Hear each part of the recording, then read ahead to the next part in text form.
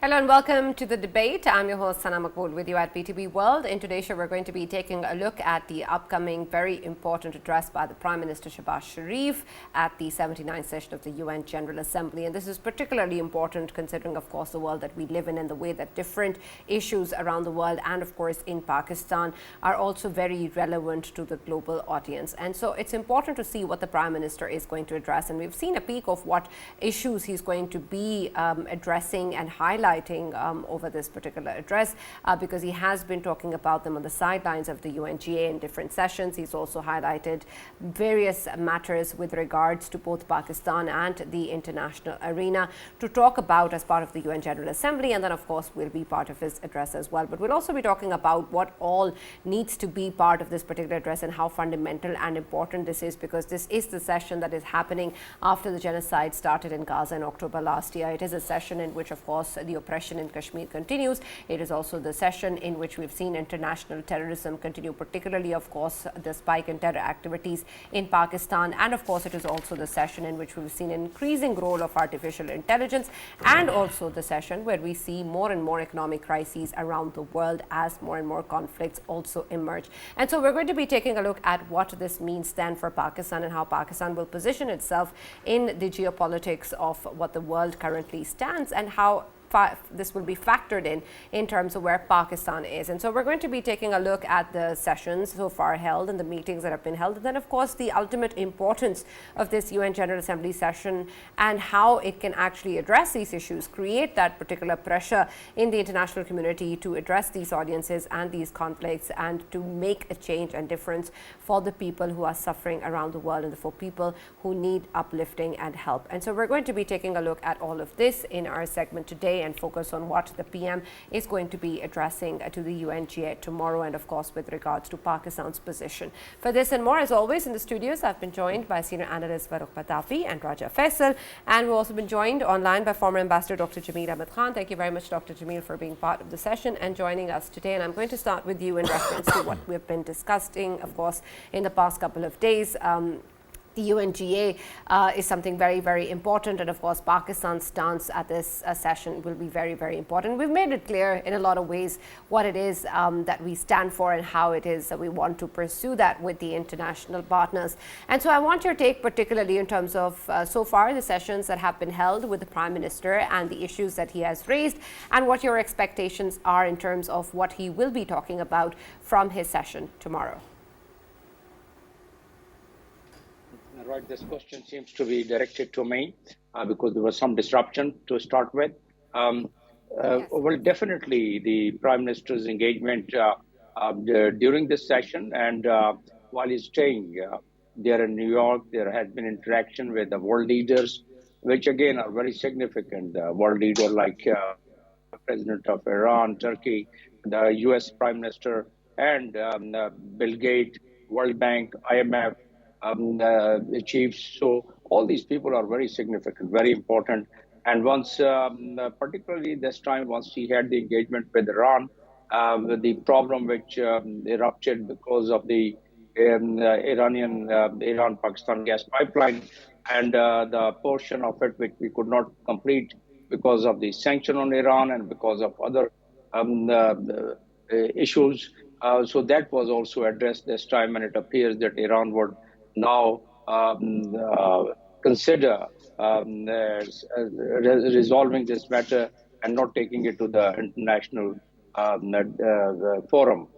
So all these factors, and plus the forthcoming, that is tomorrow, Prime Minister's address to the General Assembly, that's going to be quite a significant one, quite cardinal under the circumstances as to what is happening around in the globe and also what is happening around our neighborhood. So if we take an account of all what Prime Minister is likely to address, first of all, the most burning point of the world, which almost all the leaders have touched upon and addressed and emphasized, that is the Lebanon, the fresh attack on Lebanon, and of course the Gaza issue, the genocide which is being committed by Israel. So that seems to be top on the agenda of most of the head of the states, rather almost all head of the states.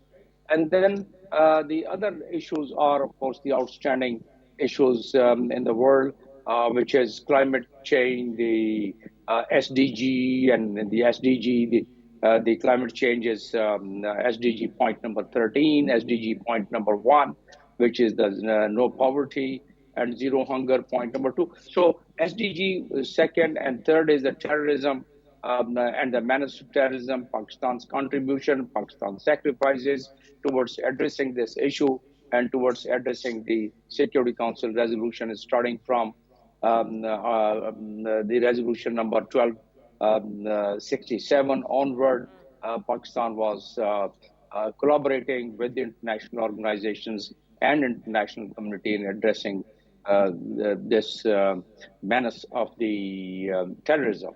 So these seems to be the main points which Prime Minister is going to address. The economy of the world is could be another factor, and the way we suffered by participating in the war against terror, and the way we our economy was impacted with that would be another thing.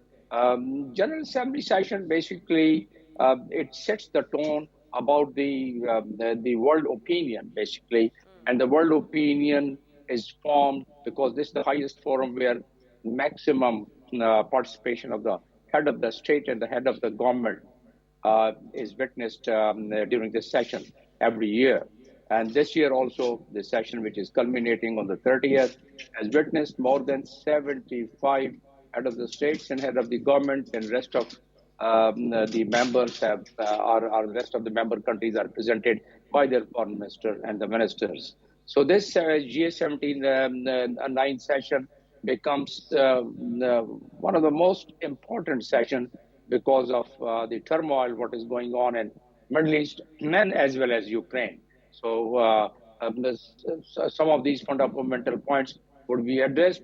The rest of the session of the General Assembly, which will last until December, that would be taken over by various countries, various member countries, and most of the countries are represented in the General Assembly committees. That is the committee number first.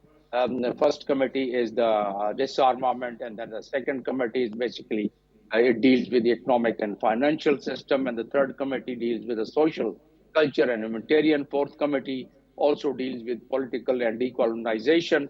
Fifth one is the administrative one, which is the budgetary. Again, it's very important one because the entire budget of United Nations, it revolves around this committee number fifth, and all the approvals are given there. And then finally, the legal committee becomes important because some of the interpretation of the international law, although there is a International Court of Justice for it, but here also some of the legal interpretation of the things are also addressed. So basically, the Security Council, whatever resolutions have been passed, some of the resolutions which has not been implemented is also brought under discussion during this session. And you will see the head of the government and head of the state, some of the head of the government, some of the head of the states, including Pakistan. It appears that our Prime Minister would mention about non-implementation of the Security Council resolution in Kashmir, and the other head of the states might as well also touch upon the implementation of Security Council resolution both in Gaza and elsewhere. And this is important. This is important, Ambassador Saab. But I want your perspective also in terms of when we talk about this non-implementation and the procedures that you're explaining.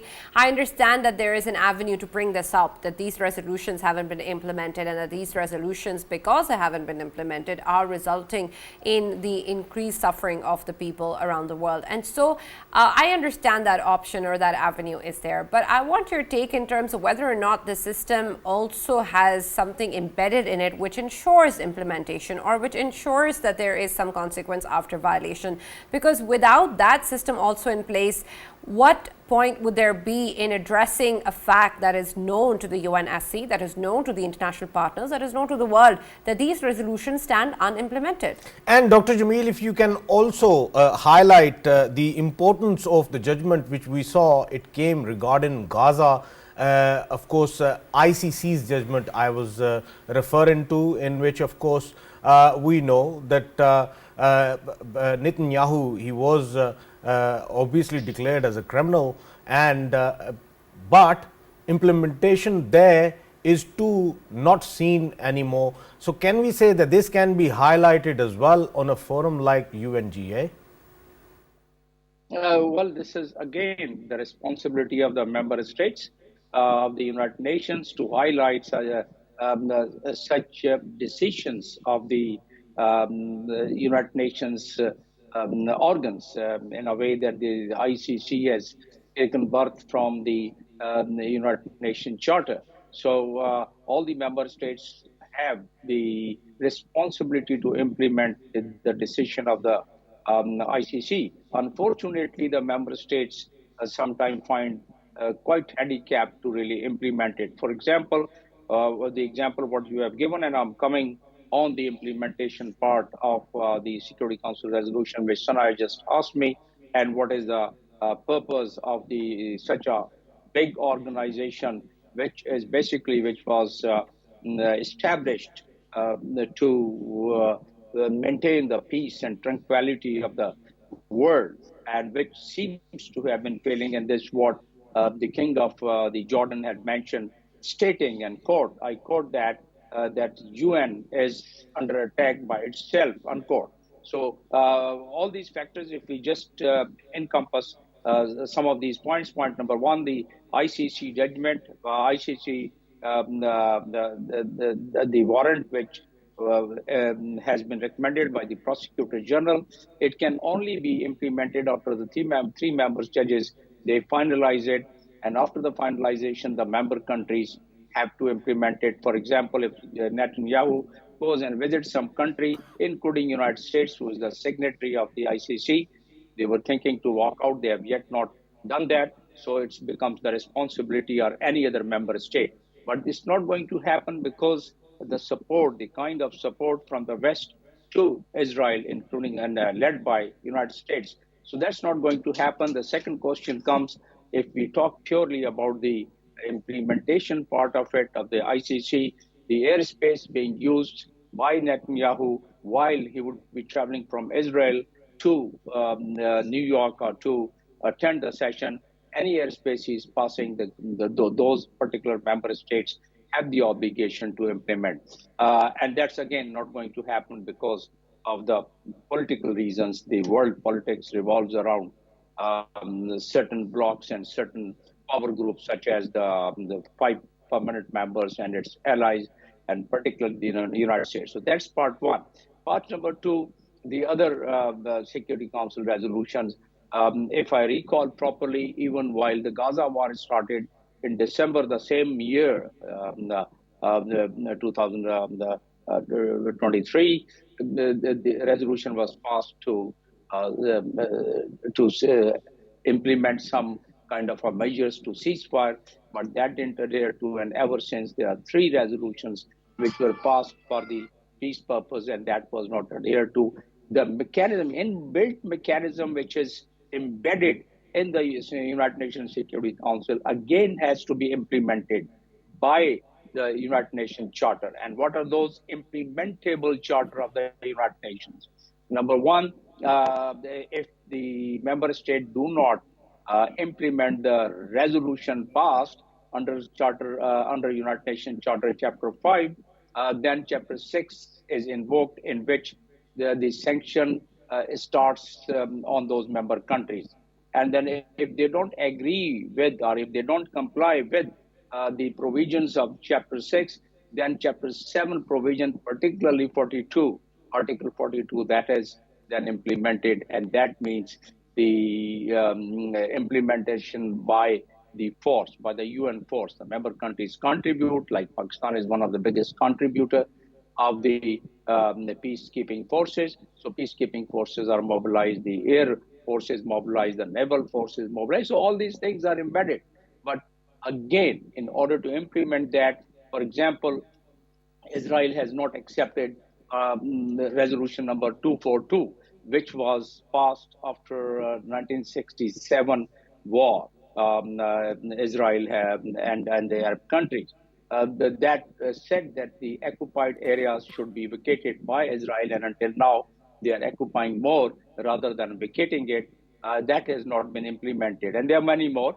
But what could have been the remedy? The Chapter 7 could have been, Chapter 6 could have been implemented, sanctions, and if it was not adhered to, then Chapter number 7 means the United Nations Security Council has the power to implement it through the force. And so But that obviously what now cannot then that the happen. UNGA has adopted a resolution to impose sanctions on Israel? Well, UNGA resolution, whatever kind they have, that doesn't have any implementing power in it, and that's just a resolution which could be a moral pressure and the influence, but it is not mandatory on any member state to really So follow how that. come that doesn't lead us to invoking the Chapter 6 or 7 that you were mentioning? But again, one of the member countries out of those 13 members of Security Council, or the General Assembly through simple majority can refer the matter to the Security Council for its consideration. It becomes Absolutely. the discretion of the Security I Council. understand. We'll just be running in circles. But I'll come back to you and speak to you in detail with regards to what can be done with this. But Farrukh, I also want your perspective first on what the Prime Minister has been addressing and has been speaking about so far, and what potentially he can actually address. Earlier, the Ambassador was speaking about how these sessions and these speeches put up a stance that the country wants to share, or what sort of opinion that they want to hold and share that with the international audience. And so what will that be for Pakistan, and could there possibly be something new to it than what we've already mentioned in the many years before and many sessions before? Right, Sana, thank you very much for the opportunity. I think that it is very important session. Every UNGA session is very important, but it acquires more importance because next year Pakistan is going to assume its seat in the UNSC also.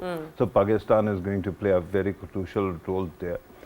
Before coming to this program, I actually spoke to certain people in the know, just to understand what to expect from Prime Minister's speech. So I am told that Prime Minister is going to present a very comprehensive, brilliantly written speech there. And it is going to be, it can be divided into 4 categories. The first one is wholehearted support of the multilateralism and UN principles. Earlier, when you were talking about failures of UN, I was thinking that the biggest problem with our ability to understand what UN is that we keep on evaluating it through the political patriotism. Otherwise, in other things, it does great job, God's work actually. Consider WHO, consider Food Authority, consider refugee bodies.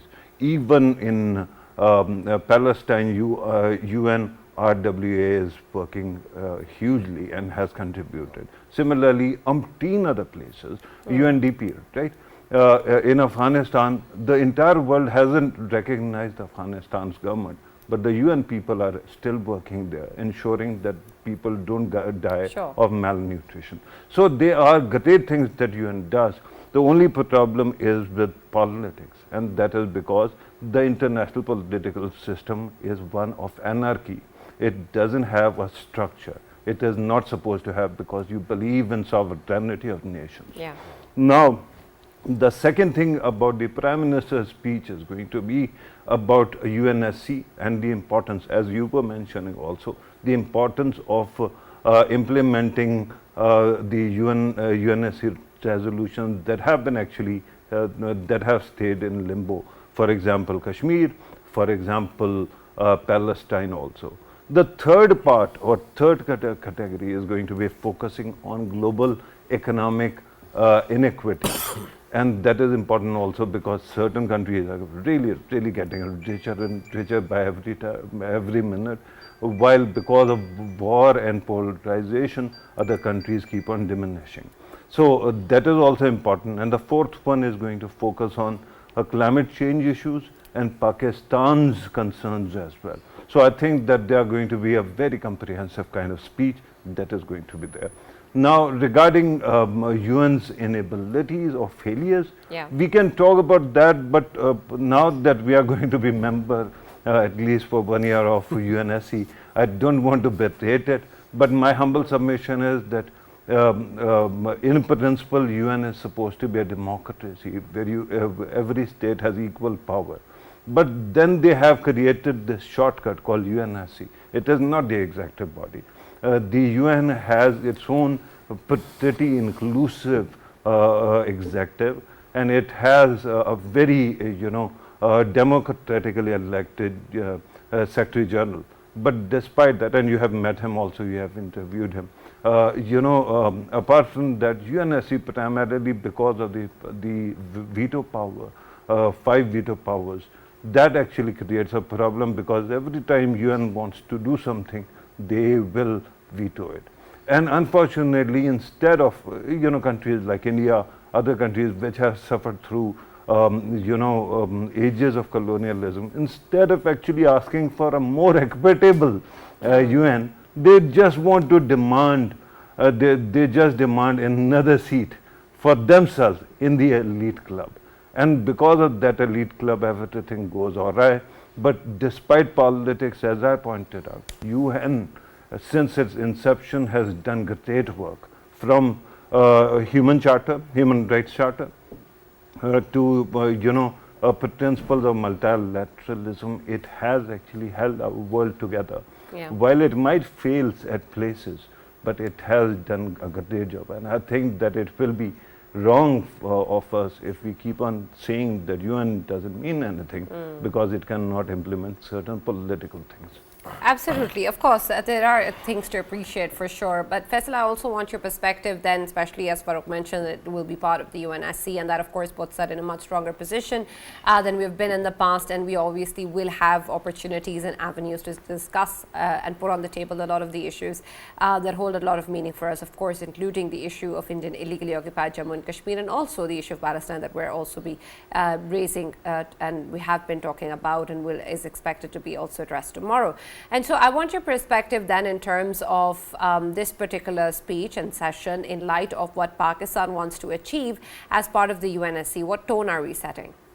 Yes, and obviously when we talk about certain aspects which needed to be highlighted from Pakistan side, of course, everyone knows that Palestine is going to be the issue, and then secondly Kashmir. But on what basis? Of course, when it comes to Palestine, Pakistan is going to maintain its a position in which Pakistan highlights that two-state solution is the only solution to the Middle Eastern problem, and that too the borders should be of before 1967 war, and this is the ultimate Pakistan solution which Pakistan always stands with, and it is OIC's purpose, and it is OIC's as well, and Pakistan would of course reiterate in that. When it comes to, of course, the ongoing genocide in Gaza, it will be highlighted and emphasized, would be put on to obviously stop this menace at the hands of Zionist designs of Netanyahu. And when it comes to Kashmir, of course, in Kashmir the ongoing situation would be highlighted, and the way India right after the abrogation of 370 and 35A, India was introducing its own designs that are quite similar to the designs of Israel. What Israel is applying on Palestine, same is the case with Kashmir. India is applying in Kashmir. Of course, we know that they are colonizing and they are creating colonies, and demographics of Indian illegally occupied Jammu and Kashmir, they are being disturbed. Then demarcations, they were being crafted that were suitable to them, and then there were the very recent election which was staged, of course, under the guns of almost 1 million soldiers, active troops of India. They are stationed there, and under their guns these fake elections, they were held there, and none of the international media was allowed there. This is going to be highlighted when it comes to, of course, India's involvement in Pakistan in terms of cross-border terrorism. It is a truth which has been highlighted before, but it is going to be highlighted once more. And previously, whatever the dossiers Pakistan has been, of course, producing and putting through the big offices of the world, that would be highlighted once more, but exclusively when it comes to Afghanistan. The situation of Afghanistan will be highlighted, especially related to the aspect that world might have moved on with the phenomenon of war on terror, but here is Pakistan still fighting against the terrorism, and that too to safeguard not only Pakistan but the whole world as well. Why I say this? Because in our show and of course openly we have highlighted, and Pakistan takes this stand, that when we talk about ISIS Khorasan, it's not just the Pakistan that is going to be hit. It is all of the countries, because ISIS Khorasan is the breeding ground, is the training ground.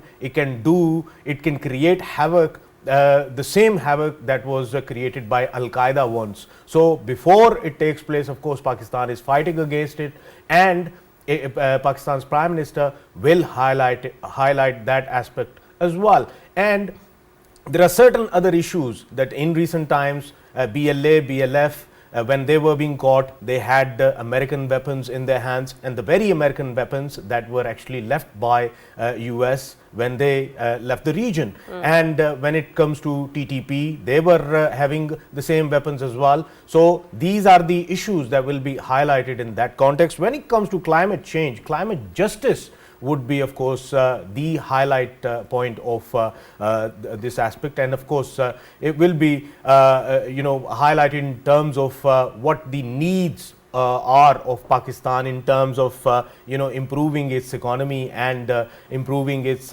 macroeconomic situation in Pakistan. That would require, of course, economic justice as well, because if we talk about the floods, which were, of course, Pakistan was visited by the UN Secretary General as well, whom of course you interviewed as well at that time.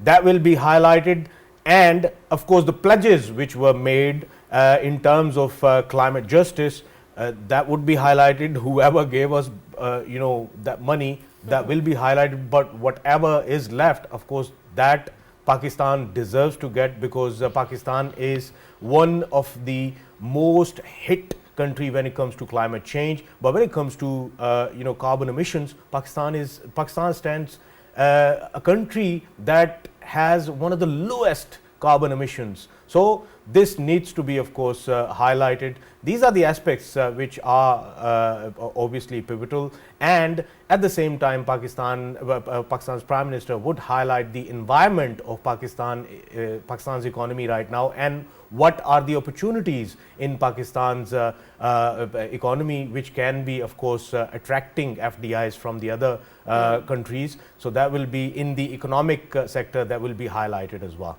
Right, and Ambassador Saab, I want your perspective on some of these issues as well, particularly when we talk about the issue of terrorism.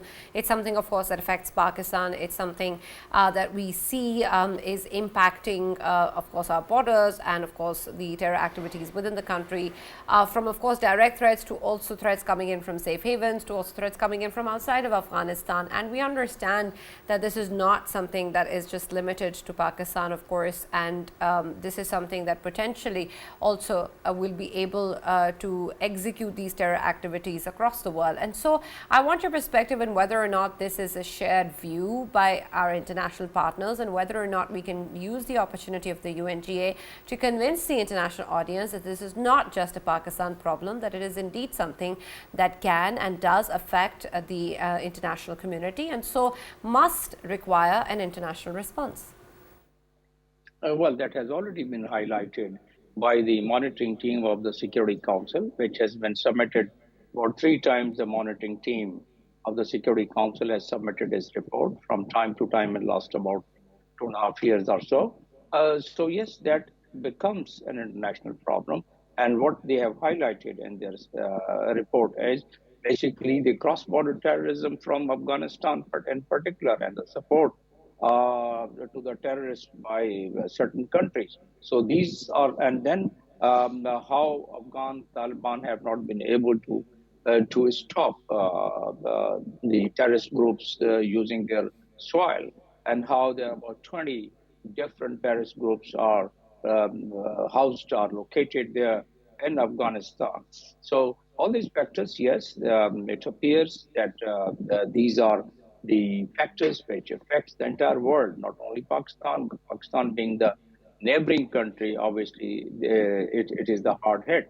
The skepticism by various forums of the world have already been shown that if it is not stopped, the terrorism emerging and emanating from Afghanistan, at the moment it is in the region, but it has all the capacity and capability to expand it to the cross-continental terrorism. So yes, the world is quite concerned about it, and they are trying to have some consensus to have a united approach towards it.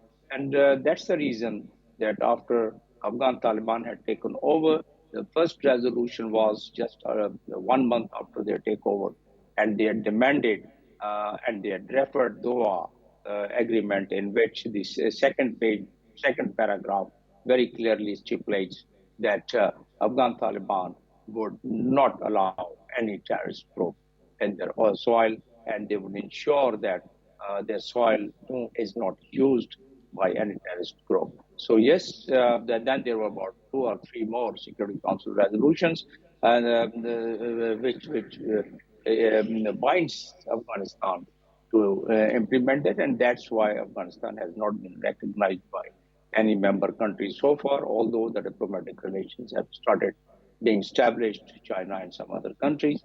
Yes, but they have not been able to attain their status in the world community. So that's one aspect. Yes, the answer is yes. The terrorism is one part which is bothering the entire world, and therefore that would be highlighted, and that therefore the consensus is being developed in that. But while Faisal was discussing about Kashmir, yes, that is going to be the second part, where you'll find Prime Minister spending some time on highlighting what is happening around, including the recent election, how it has been manipulated. There are so many parallels between Kashmir and the Palestine.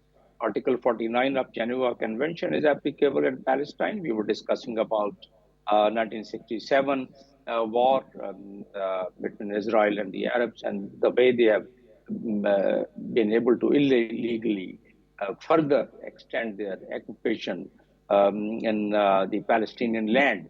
And I referred it in the previous segment, and that article under the United Nations chapter, the Security Council had passed a resolution number 242, where Israel was bound to vacate those and go back to, and that's the fundamental implementing part of the Oslo Accord 1993 two-state theory. So all these things are connected, and these seems to be highlighted, that it would be highlighted by the Prime Minister, the Palestine, the Kashmir, and Kashmir in particular, why I said for Article 49 of Geneva Convention, because that says that the occupiers cannot really change the demography of the occupied land. The settlement in Palestine is happening, and in Kashmir it is happening at a very large scale. 2.5 million additional voters have been registered against the very spirit of the article instrument of accession, which was signed between Hari Singh and the Indians, so to say. Yes, the very identity of the Kashmiris, which is being changed, that comes under the ambit of Geneva Convention. And if the demography is changed, then it attracts the Rome Statute of International Criminal Court, Article 20. Maybe these articles may not be quoted, but at least there would be references to the Kashmir and the recent election, the way it has been manipulated before election, during election, and the way after the election it is expected. Why, Ambassador Jamil, can these articles not be quoted?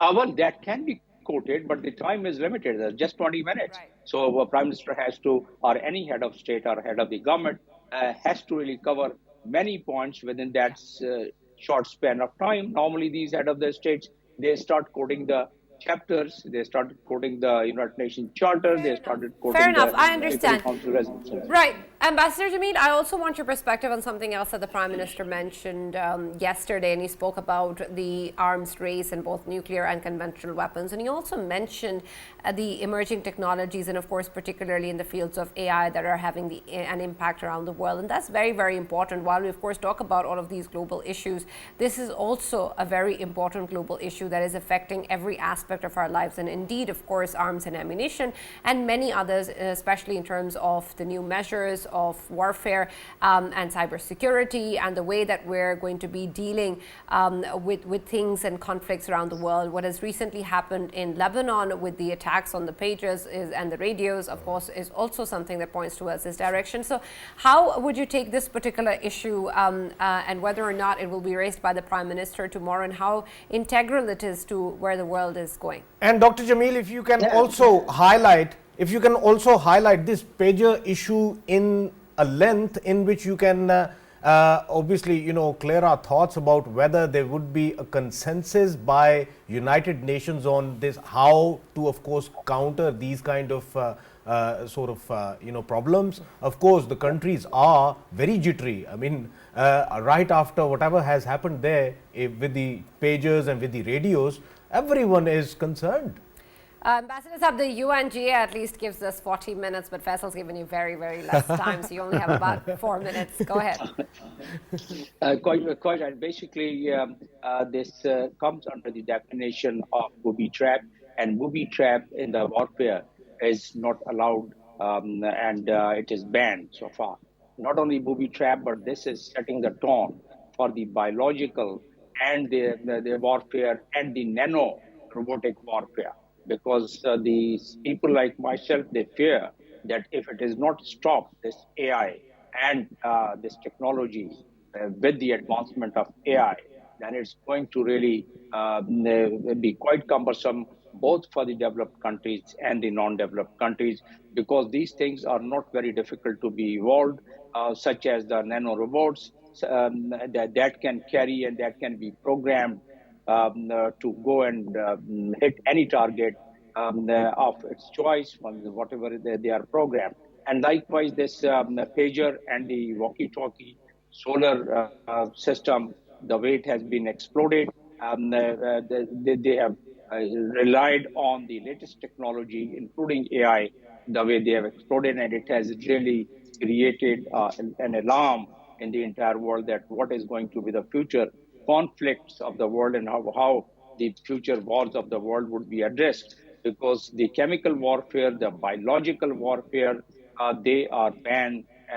Therefore, the world is quite concerned that Israel has relied on our technology. That's why Israel is not admitting and accepting, except for unless Article 34 is of the United Nations Charter is invoked, where Israel could be put under investigation in regard to the pager explosions and the use of pager as a booby trap or walkie-talkie as a booby trap.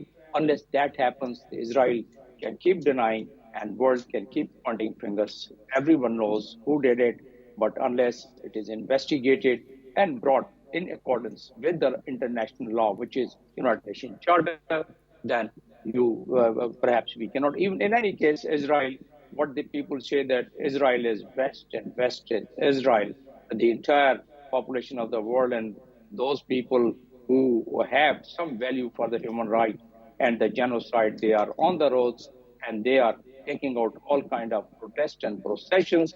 But Israel, supported by the West, led by the United States, has no heed to all these waves which is being caused by the entire world.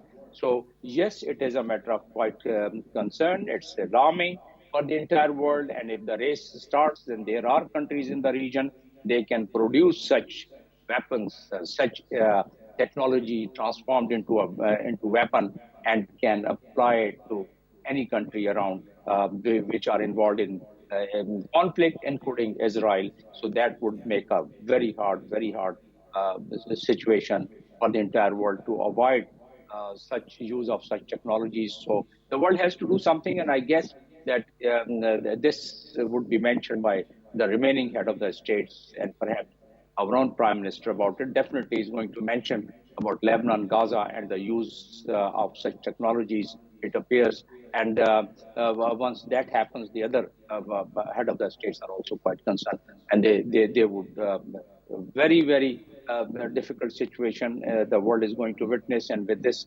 advanced technology, it's going to further enhance such competition. And AI is one thing that unless it is equitable for the world population, the benefits of it, not the harm, it probably would, it has to be that then raised at various international forums that the AI should be beneficial for all, for the humanity, rather than it could be brought Absolutely. into negative use. Absolutely. Thank you very much, Ambassador Saab, for joining us and being a part of the discussion today. But Farrukh, I also want your perspective on this particular issue because you know AI better than at least all of us sitting here and many others. And I want your take on whether or not we're really understanding the gravity of how this impacts world dynamics, relations between countries, warfare, and many other aspects. Because we also are still working on the kind of regulations that need to be put in place, and whether or not that even will be possible to implement. And so when we talk about these issues, are we really understanding what we're dealing with? I don't think, Sana, that we are understanding or anybody understood it in time. I think that we are already some 6 years late in grappling with the ramifications of what kind of world AI and these technologies, other technologies also are going to actually produce. So I think that while the countries have started moving in building their own defenses against possible exploitation of AI, I don't think that a global summit or some kind of collective is appearing anywhere. In fact, there was a beautiful book by Kai-Fu Lee. The book is called AI Superpowers, and it speaks of a Cold War between AI superpowers like China, America, others, and that becomes a problem. Having said that, I wanted to actually talk about a couple of other things. While we were talking about, two Muslim conflicts which are going on for quite some time, and you hear people speak so much about Palestine, which is within its rights. But there's another one that is going on, and it is in Sudan. And nobody seemed to actually recognize that. It is important, at least when non-aligned movement was alive, countries like India, others were the voice of the underrepresented, and they would try to actually channel their concerns. So I think that there is a huge opportunity to be the voice of the poor of the world as well, and Pakistani leadership can do a great job of doing that. Iqbal had said, "Khudi na bech, garibi mein naam paida kar," right? Don't sell your self-esteem, make your name among the poor. So perhaps Pakistan can be the voice of the poor as well. And finally, Afghanistan's Taliban. We keep on talking about terrorism, but if you have seen the moving speech of Meryl Streep, I think it is important to also speak for the women of Afghanistan, which is very important because I think women play a huge role in de-radicalizing the society, and their voices are being suppressed right now. Absolutely, and thank you very much for doing that on this platform, at least, and raising this issue, because this is very important, and we hope that Pakistan as a whole can also be the voice for these communities and these particular groups that, of course, need that from international partners. Thank you, Farrukh. Thank you, Faisal, for being part of the debate as always. Of course, we are looking forward to hearing the Prime Minister address the 79th session of the UNGA, and we'll be here to talk about it and see what all he addresses. A number of issues he's already, of course, discussed, but this will be a very important session for Pakistan. And so we're going to be here to talk about it. That's all that we have from the debate today. We'll now see you tomorrow. Not me.